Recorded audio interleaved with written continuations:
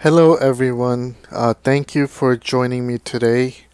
My name is Fahad, and today in this webinar, I'm going to go through the tasks that need to be completed before running the closing of the year wizard. Then I'll walk you through the actual wizard, and then we can review items that need to be completed after the school year has been closed.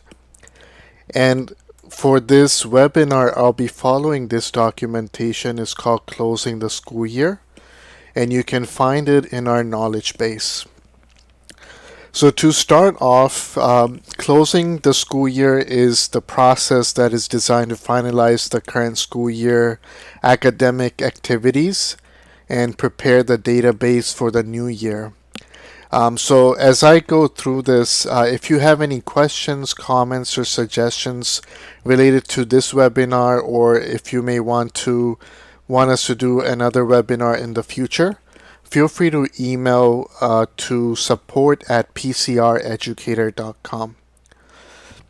Moreover, in order to close the school year, a user needs to have a security full role that would allow them to actually run the wizard.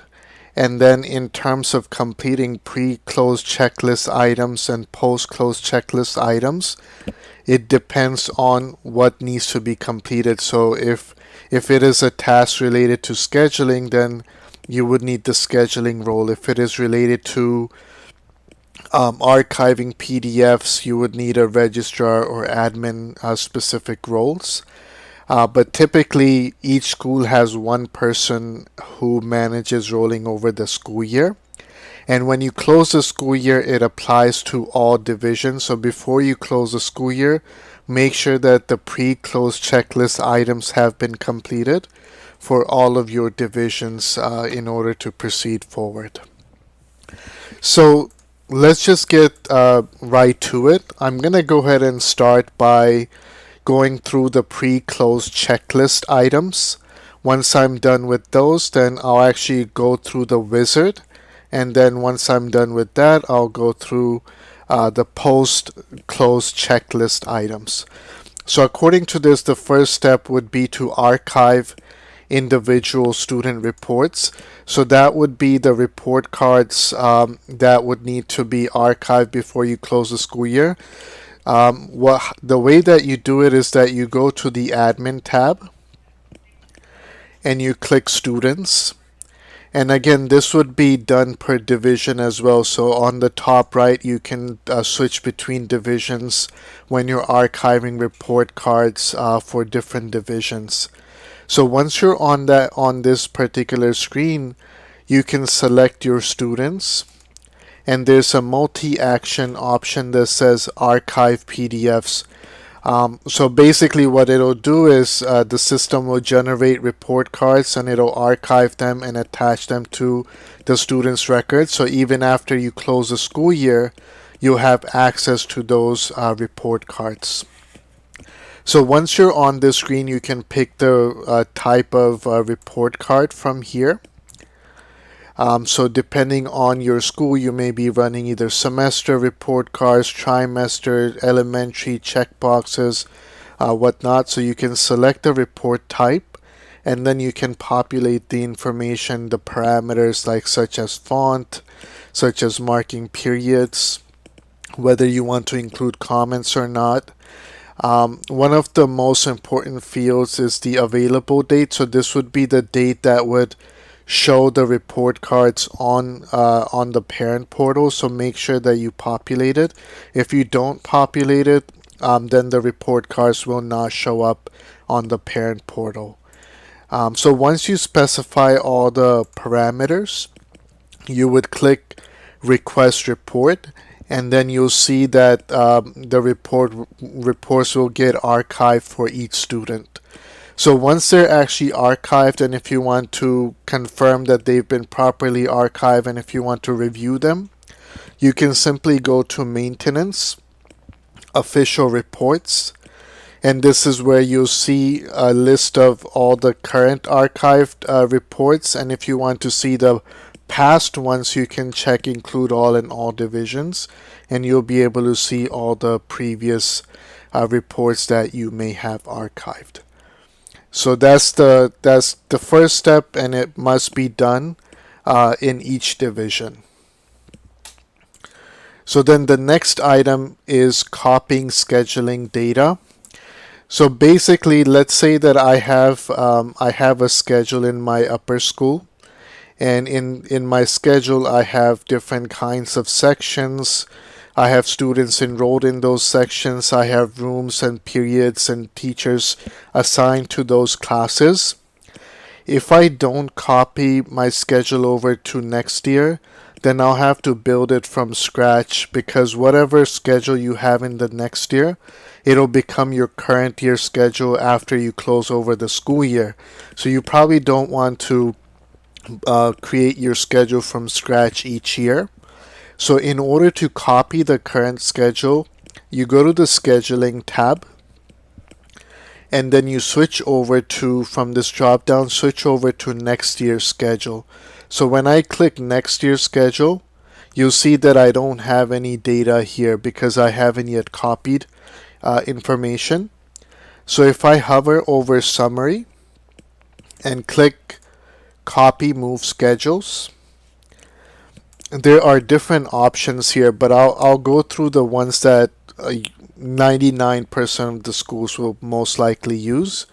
So you would start off by copying blocks. So blocks would be your time blocks for each day. So you can start by copying the blocks and click copy, and it'll show you that they have been copied. Once you copy the blocks, you would go ahead and copy the period codes and hit the copy button, and it'll show that they have been copied. Now the third part, you have to be a little bit careful.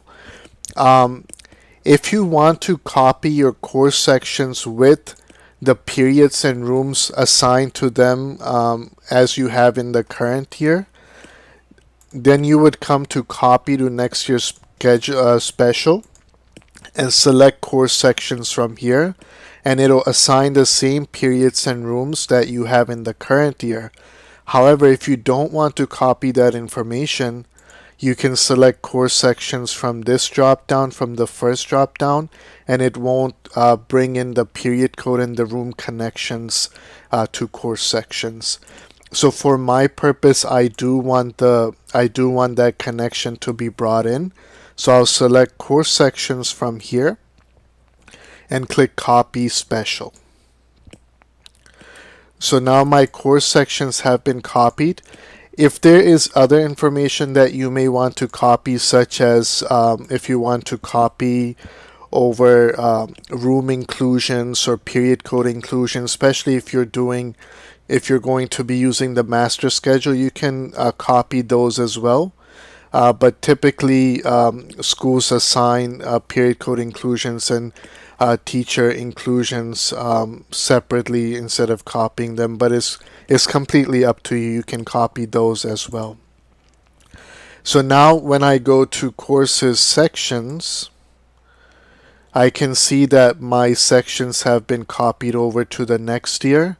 And I can also see that rooms and period codes have been assigned. But there are no students yet because I did not want to copy over the students to these classes because it'll be different students enrolling. So this process again would be done for each division. The other thing to note is that you can still schedule students into next year's schedules, and you can work on the next year's schedule before closing the school year. So you don't have to wait to close the school year to assign students to schedules. Moreover, when you go to scheduling students in the next year, you'll only see students that are enrolled in the next year. So by default, you won't see any student that you may have graduated next year or any students that are withdrawing next year. You only see students that are enrolled in next year. So it'll make your scheduling process easier because you won't have to worry about seeing current students or students who will be graduating soon. Another thing to note about scheduling is that you can, even before closing the school year, you can make scheduling information available to parents for next year. So you don't necessarily have to close the school year to share this information with parents. So let's move to the next step, which is setting next year student fields. So what that means is that when I go to the student body under admin students, there's certain things that I would need to do prior to closing the school year. So one of the items would be to advance the grade levels. So I would want to make sure that the next grade level for each student is correct. So if someone is in 9th grade and they're supposed to go to 10th grade, I need to make sure that that's correctly set. And this process is usually done much earlier than closing the school year. So this process is typically done before you go live with your contracts in like February or something. So by the time you're working on closing the school year, this will most likely be done. But if it's not, you can select these students all together and then go to multi-action, and then there's an option that says next year. So there are different fields here. So grade next year would be equal to grade +1. So meaning that grade next year would be advanced. And then students who are in day or boarding next year field will be populated with the same field that they have populated this year. So if someone is day or boarding this year and you check this field, then they'll be marked as day or boarding for next year. Same with international. And same with school fund code, which applies to Canadian BC schools. So when you click performed selected actions, these fields will be updated in the database. So once you update them, you'll be able to see that the grade levels have been advanced, and the students who are in day or boarding or international, they'll be marked as such for next year as well. So whenever the school year rolls over, the next year fields will become the current year fields. Alright, so then let's move to the next item.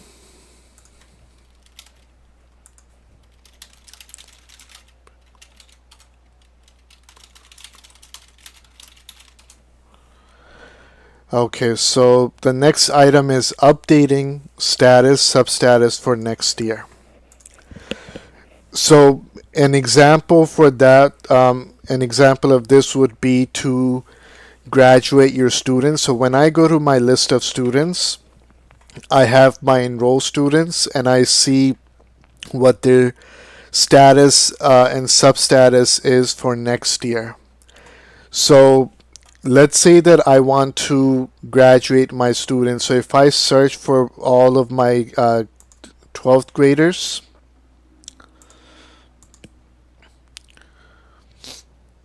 so let me go ahead and click all divisions. So if I have any more. So if I were to look at all of my 12th graders who are graduating next year, I can select them and I can go to the multi-action menu and click actions add. So right now I don't have that many.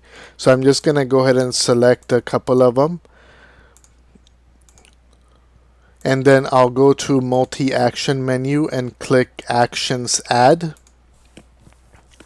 And actually before I even do that, I want to show you. So in the current year, the status is set to enrolled active, and in the next year, the status is also set to enrolled active. But I want to make sure that this status is correct for next year. So these students should be graduated. So I can go to multi-action, click actions add, and then I can pick the graduated action. So from this category called student actions, I have an action called graduated. So when it comes to the year, because I'm I want to change the status for next year. I'm going to pick the next year from here. I'll specify the next grade. And then here I'll put in the date for their graduation. So it might be maybe like end of May or beginning of June. So I'll put in the graduated information, the date, the year, and then click add new. So once I go back to my list of students, I can see that although these students are enrolled in the current year, they're marked as graduated, not returning in the next year. So when I roll over the school year, these students won't show up anymore by default because they'll be graduated. So the same thing would apply to anybody else who might be withdrawing or not returning.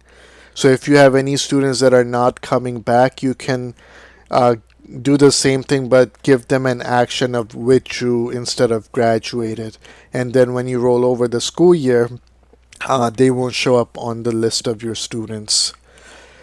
And the functionality to automatically withdraw someone could also be done through the contract. So if a parent goes in and they decide that they don't want to enroll for next year, the system could automatically mark the student as withdrew for next year. The other thing to note regarding statuses for next year is that whenever, as I mentioned, when you roll over the school year, the status will become current status.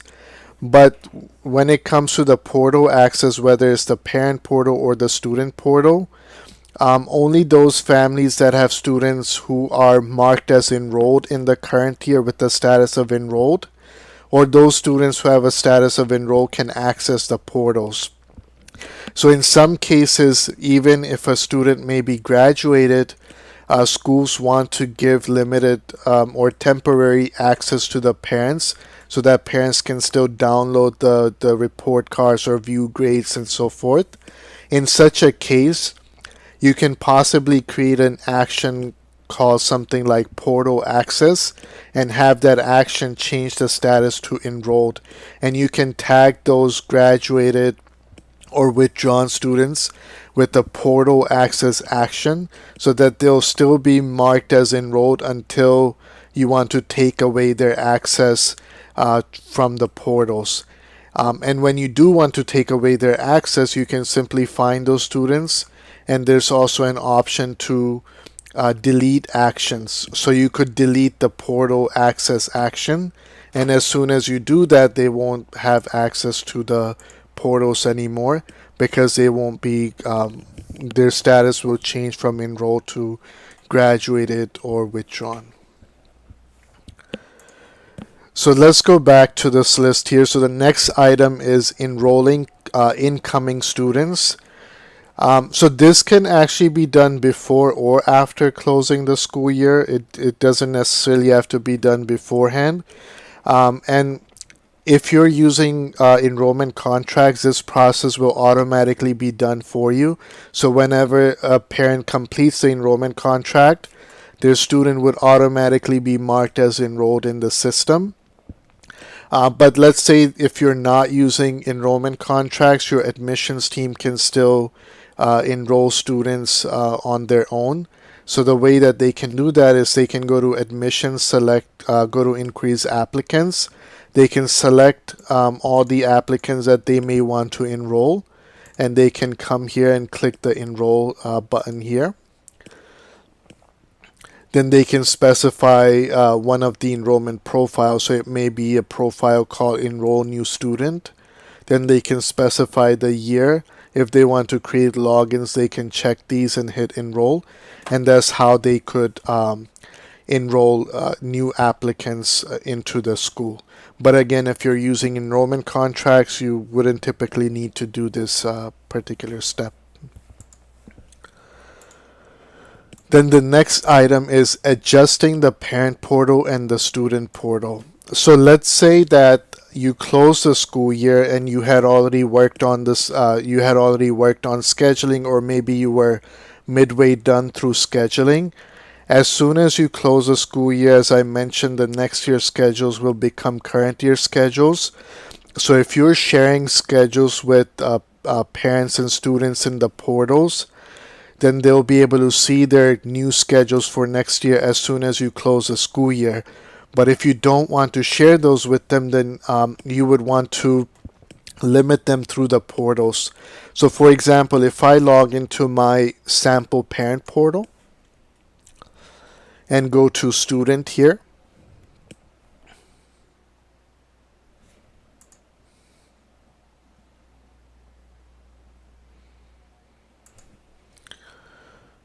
I can see that there are widgets such as schedule. I can also see widgets such as courses. There are also a widget. There's also a widget called teachers. So if I were to close the school year, Greg's next year's schedule would then show up within these widgets. So if I don't want to share this information with parents, I have a couple of different ways to hide it. One way that I can hide it is I can click on the content tab or content link on the top left, and then I can go to properties of the widget, and I can give it some sort of a name such as a schedule widget and make it a reusable widget. So when I make it a reusable widget, then I can actually delete it from this page by clicking on the X button, and it'll delete it from the portal.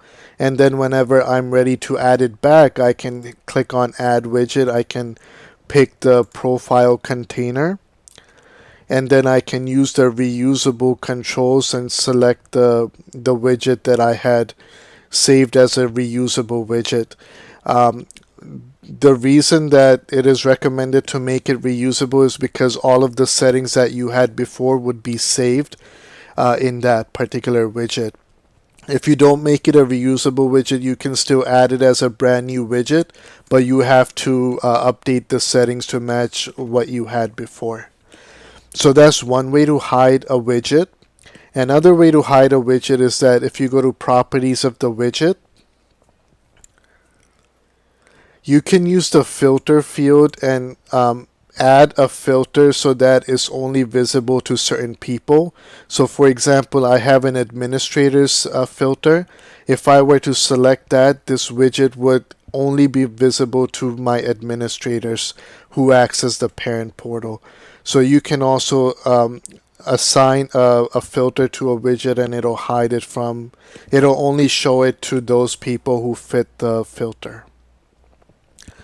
Now let's say that you want to instead of hiding a specific widget, you wanted to hide a full page from the parent's perspective or from the parent's view. If you wanted to hide the entire page, you can go to that particular page. So let's say if I wanted to hide schedule, I could click on the schedule widget or schedule page. I can click roles on the right hand side. And I can remove the parent role, and I can add some other roles such as security full or website full and save it. Then only those users with the selected roles would be able to view this page in the parent portal. And then once you're ready to add the page back, you can go back and select the parent role. And if you want to share it with parents that are going to be parents next year, you can also select the parent next year role. So that covers the part called adjusting the parent and student portal. The next part is confirming teacher categories. So let me go to the staff portal.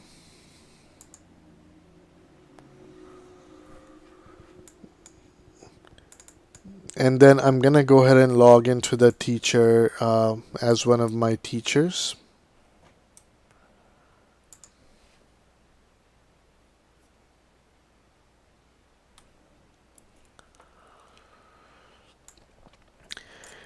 So when I go to class and click gradebook configuration, Now, in your school, the page may be named differently, but there should be a widget somewhere that will look similar to this here. But basically, the idea behind it is that if a teacher is teaching a different section of a class than what the teacher is teaching this year, the teacher can map out the current year section to the next year section, so that when the school year is rolled over, the same settings that were for the current year section, such as gradebook, categories, weighting, assignments, those would be moved over to the new section that they're teaching. And by default, the system will automatically map out the sections. If a teacher is teaching the same section next year, the system will automatically map it out. But if the teacher is teaching a different section, like for example in this scenario, this teacher is teaching geometry section 4, which they're not teaching in the current year, then I can pick one of these sections and map it out to my new section, so that I don't have to manually create categories and assign weightings and create assignments and so forth. My current year section would be able to map out to my next year section. So this is something that teachers can do, and as I mentioned, it'll automatically be mapped out if they're teaching the same section. But if they're not, then they should go in and map out their current course sections to their next year's course sections. And then finally, if I come to my pre-close checklist items, it says setting BC tracks month field. This only applies to Canadian schools in British Columbia. So basically, the point is that you want to make sure that you'd want to make sure that your mark types are configured to be pointing to the right tracks months, because once you close the school year, the month will also move to historical marks. So you want to make sure that these fields are properly populated. So there's a BC tracks month field here. Then there's one on the student's record in overrides. And then the third place that you can also find the month is under course details. You can find that here as well. And in the documentation, you'll see the hierarchy, which place overrides the other one. So just make sure that this information is properly populated, because once you roll over the school year, when the data moves over to historical marks, the month will also carry over. So now that we're done with the pre-close checklist items, then the next step that I wanted to go over is to actually run through the wizard itself. So the wizard can be found under Security, Maintenance, Close School Year. And it'll simply walk you through all of the steps. So once you're here, you can also access instructions by clicking here, and then just go ahead and hit next once you're here.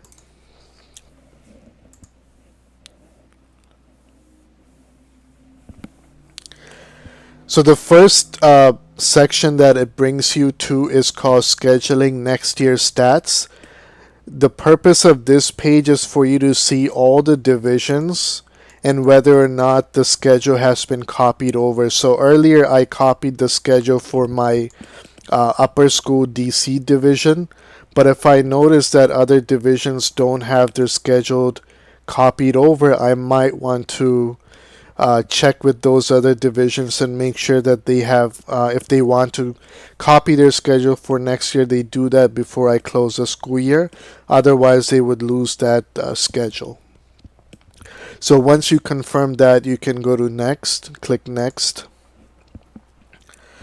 Different courses with same name. So this would be if a student is taking more than one course and those two courses have the same name. on historical marks they'll go in as two separate records, and on the transcript they'll show up as two different records. So there are ways to resolve that, which is covered in this later in this documentation.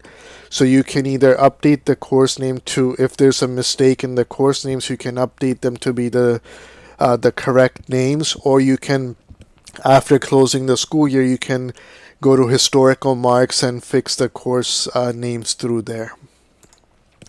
Let me go ahead and hit next.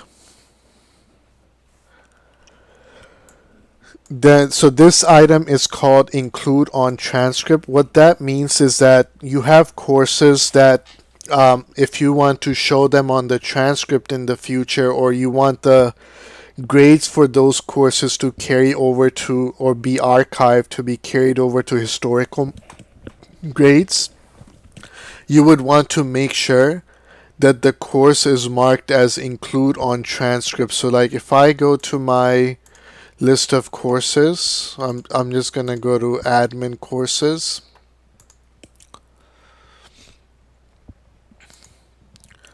Here I can see a list of my courses and whether or not they are included to be on transcript.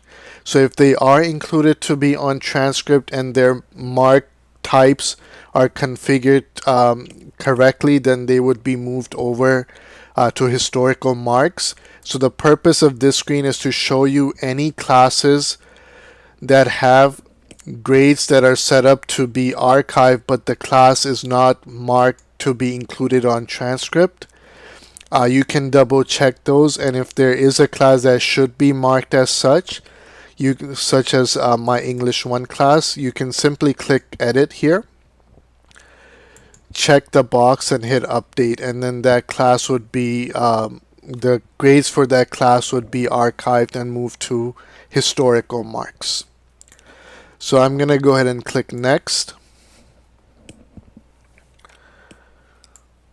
Then this particular screen shows me orphan grades. So orphan grades are basically any grades that a student has in a class that they are not enrolled in anymore. So maybe a student was in a class for a few weeks, received a grade, and then was dropped.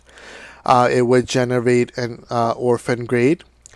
So you can review those grades, and if the grades should not exist in the system, or if they were if these grades are correct, meaning that they're in the system but they shouldn't be in the system, you can simply delete them. But if you accidentally remove the student from a class that the student should be in, then you can add the student back to the class, and then these grades would not be orphaned anymore. So you'd want to make sure that you go through the orphan grades in each division and make sure that those are properly handled. I'm going to go ahead and hit next. Then this section goes over grades to history. What that means is, as I was saying earlier, there are certain kinds of grades that move over to historical marks. So whenever you're setting up what we call mark types or grading criteria, you can give it a name such as quarter or semester or final grade or exam or whatnot. But there's also an internal designation which is called grade type.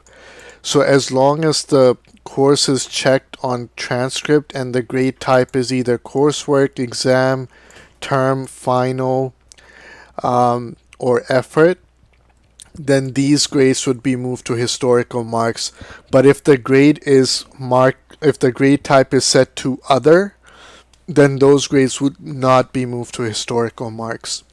So the purpose of this screen is to show you all the grades for each marking periods and how many grades would be moved to historical marks.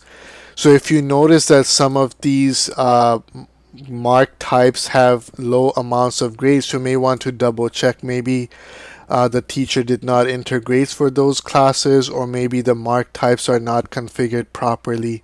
So if you notice anything odd about the grade count, you may want to double check this information. I'm going to go ahead and click next. So then I am in this section called attendance to history.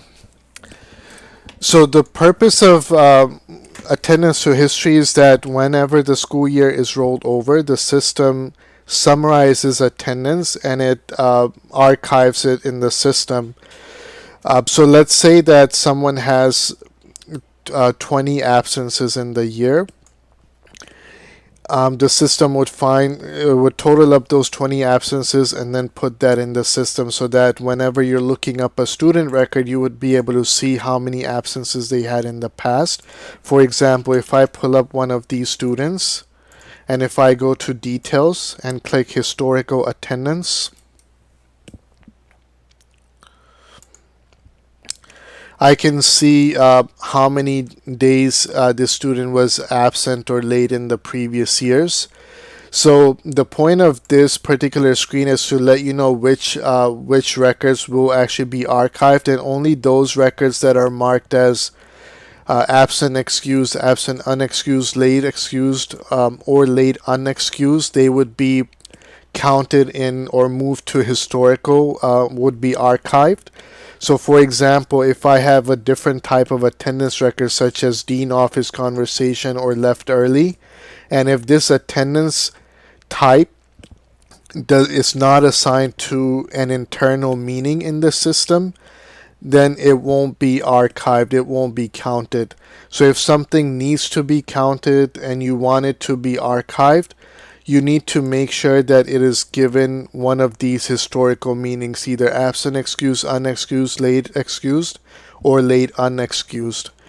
As long as one of these meanings is given, it'll be archived and it'll be grouped by that particular meaning in the system. Now this only applies to daily attendance. Period attendance does not get archived, but there is a way to convert period attendance to daily attendance. The way that you can do that is you can go to attendance, period attendance. You can select any sort of period attendance that you may have in the system. And then you can use the option, this is generate daily. It'll take period attendance and it'll generate a daily attendance record based on those period attendance. One other thing to keep in mind is that attendance will, as I mentioned, it'll be summarized. So if you want to keep detailed records such as like individual days someone had missed or particular time someone was late, you would want to export that data before you close the school year, because that data won't be copied over to the next year. And there are different ways that you can export data from the system. You can export the data by going to the attendance screen and clicking the export button. You can also use the DAT. We actually have some standard DATs.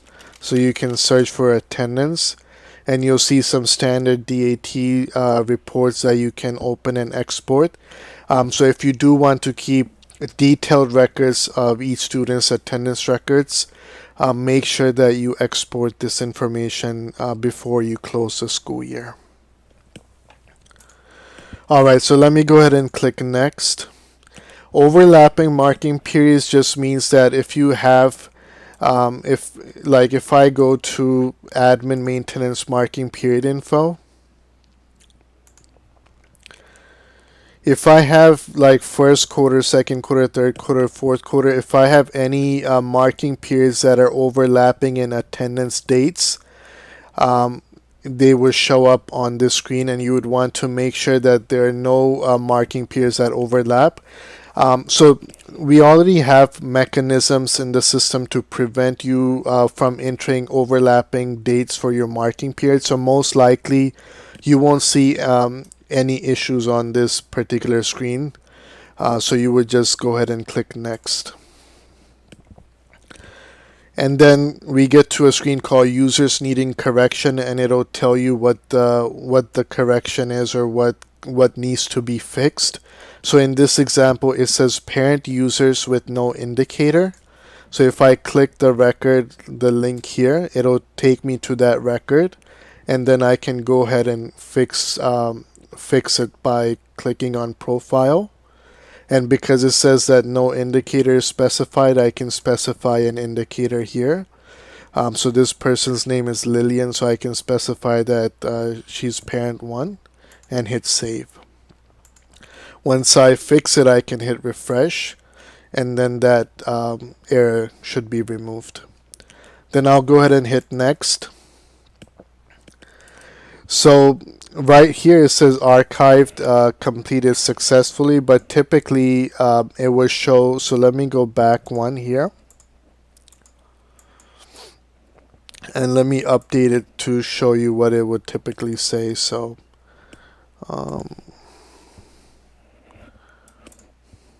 give me 1 second.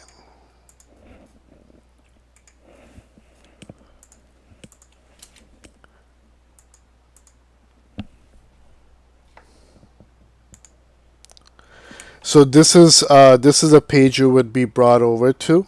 So it'll say request closing. You can enter the number of days school was in session. One of the reasons that it may be used is in some transcripts we show number of days. The other case is that when we calculate number of days as someone was present for the purpose of attendance summary, we use this number to subtract like absences and so forth to determine how many days someone was present. So you can specify this number, and you can specify the year of your admissions here. This would be your current admissions here. And then once you're ready for us to archive your database, you can click on the submit request button. When you hit submit request, our team would get an email, and we would actually archive your database.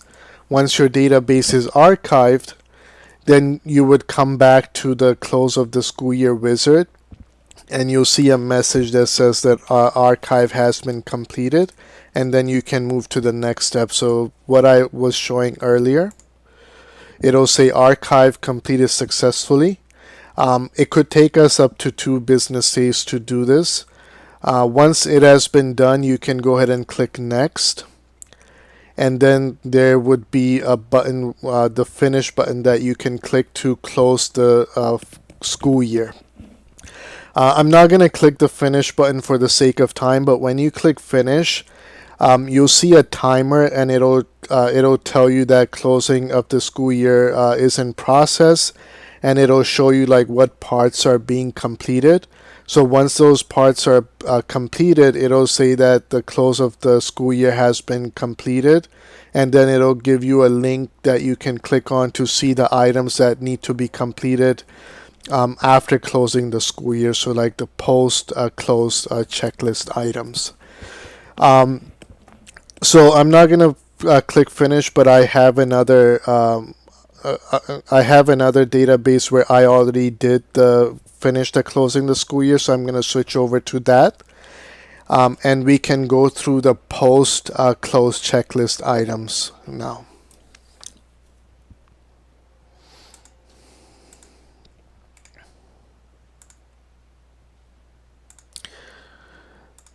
So this particular the one that I'm logging into right now, this school, I have already closed the school year. So let's go ahead and review the post-close checklist items. So if I scroll down,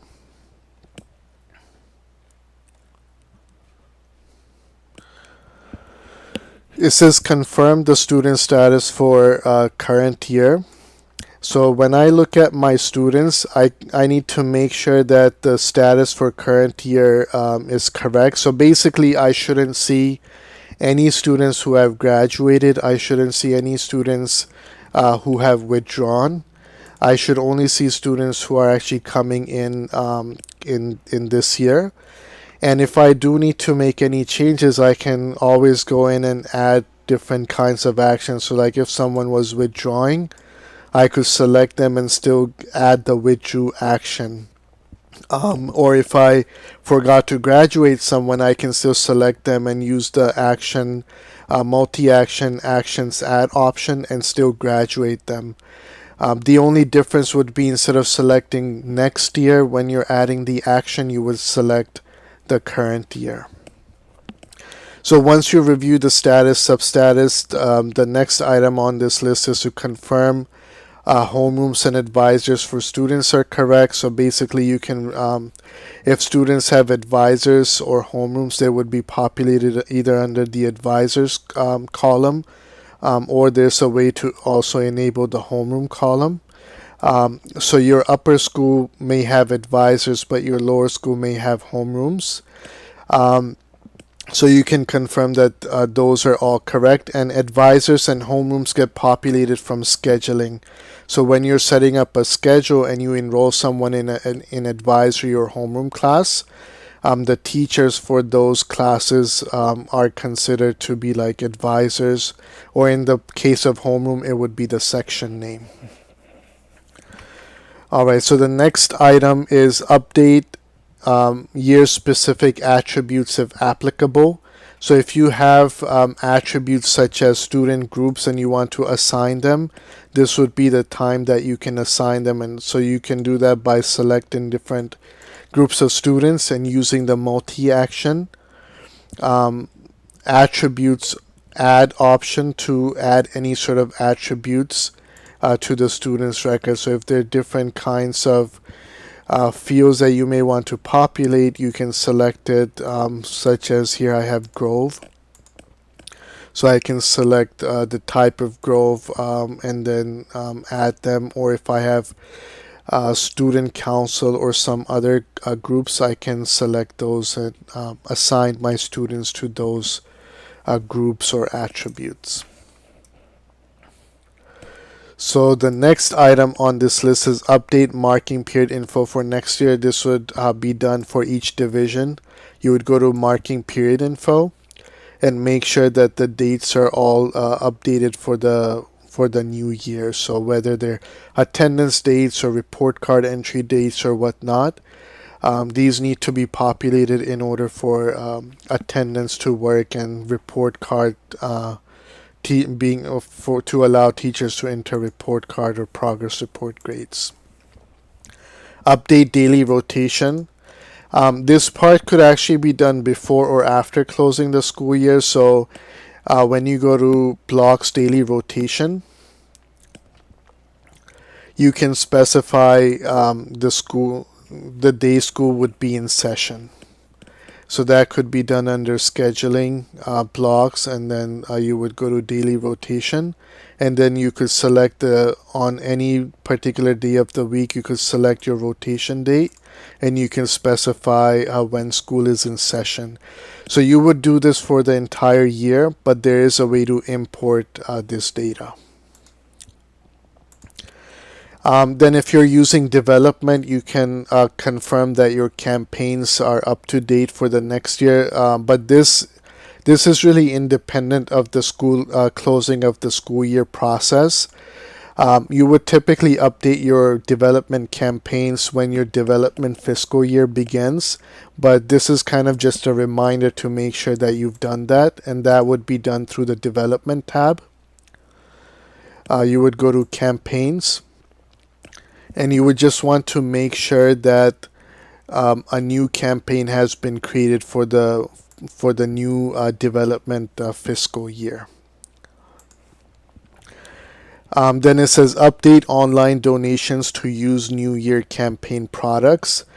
So basically, if in addition to development, if you are also using an online giving form, you'd want to make sure that in finance, your donation products are tied to the new campaign /fund. So you can go to donation here in details, make sure that the campaign is properly tied to the product. And then on your online giving form, you can make sure that the products are up to date, meaning that they're for the new development fiscal year. Then the next item is check admissions academic year in school info, and check apply online academic years and advance admissions records if needed. So after you close the school year, if you go to admin, maintenance school info, you can see the new school year, and admissions year is typically 1 year ahead, but you can change it back if you're still accepting applicants for the current or for like 21-22 year. You can still change it back to this particular year, but automatically it'll move up by 1 year once you close the school year. And when it comes to checking apply online academic years and advancing admissions records, what that means is that on your inquiry form or on your online application, this is just a reminder to make sure that you allow people to apply for next year or inquire for next year. This is really independent of closing the school year. You could really do that at any time, but it's just a reminder. And advancing admissions records means that people who had applied last year but did not finish their application for some reason, you can advance them to the following year, and the instructions are provided through this link here. So the next item is deleting, deactivating old users. You can do that through security users. There are different ways to find them. You can create a filter that would find all the users that are associated with former parents or former students. Then you can select all those records and use a multi-action, and you can delete those users. Remove purchase options for former students, faculty.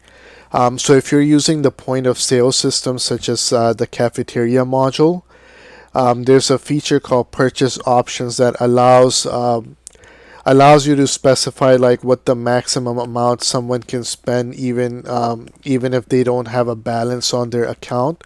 And there are a few other fields that could be specified. So if I go to finance,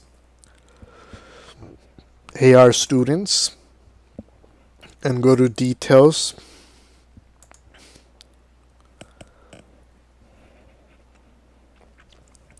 purchase options. So if there are these fields populated for former students or faculty, you can remove them, such as like how much maximum they can spend per invoice, what is the maximum unpaid balance they can have, and so forth. And then the last item that you should do is if you're using the enrollment forms in PCR, you can go to, so I'm going to go to the parent portal.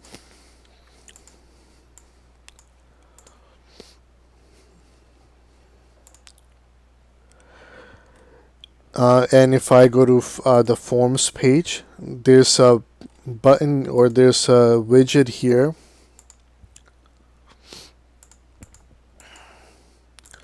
There's a widget here called Student Inquiry Selection. And what this does is that when families go in, they can select students and they can complete enrollment forms for their students.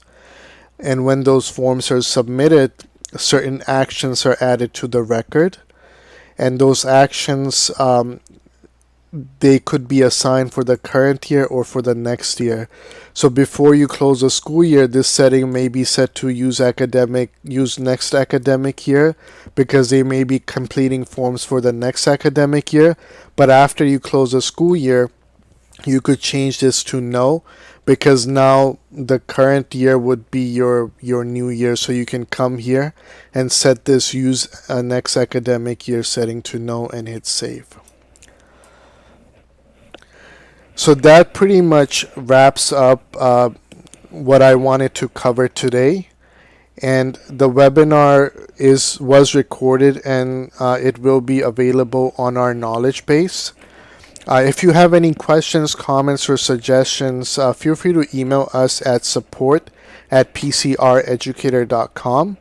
And I want to thank you again for joining me today.